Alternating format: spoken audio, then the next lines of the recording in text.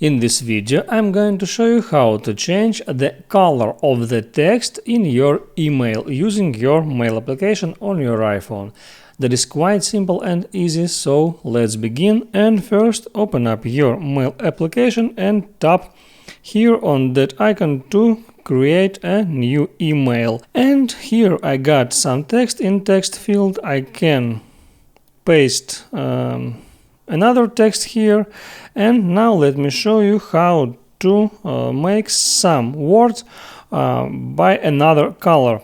For example, I'll select that word, and there to change color of that font, now is black, I need to tap on that words icon, the first icon from the very left. I tap on that, and here I tap on the color icon right there, and now I can select any color of the text. I'll select blue one and then tap somewhere else in the empty space. Now this text is blue.